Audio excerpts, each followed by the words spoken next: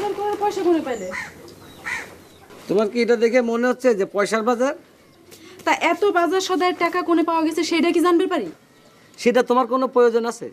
তোমার দরকার বাজার সদাই, তুমি পায়া গেছো। যাও এখন রাঁধাবাড়ি শুরু করো, যাও। রাধারাধি শুরু করে দিলে তো হয়ে গেল না। এত বাজার সদাই চুরি করে না ডাকাতি করে আসলো সেটা আমার জানা দরকার আছে। আরে কইছি তো প্রয়োজন দরকার কোনো কিছু নাই।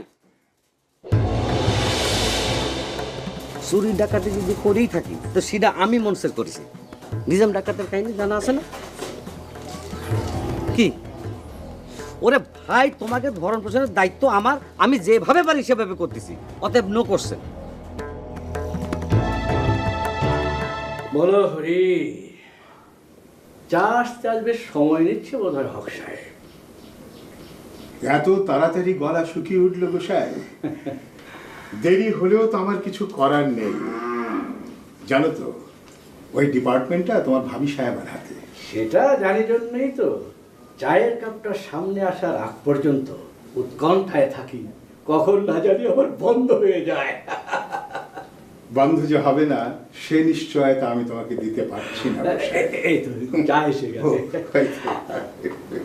এই মা, ওখানে রাখো।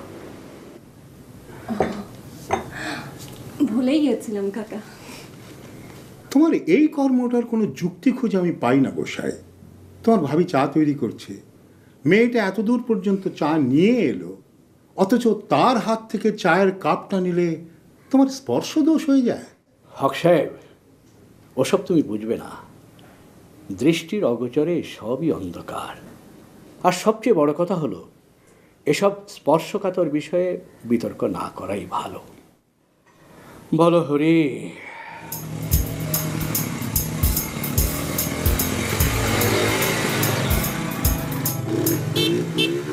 ঠিকই উপদ্রব রে ভাই, অযথা বাইক নিয়ে ভোঁ ভোঁ করে ঘুরে বেড়ায়।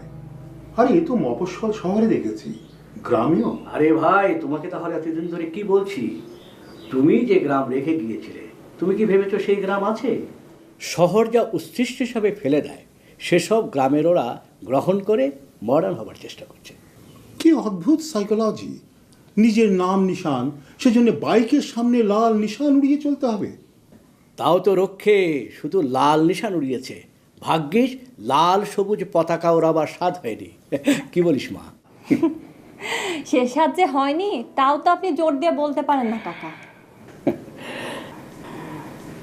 আচ্ছা হক সাহেব, তোমার ভাতিজা মনসের তো ওর নামটাও তুমি আমার সামনে উচ্চারণ করো না গোসাই।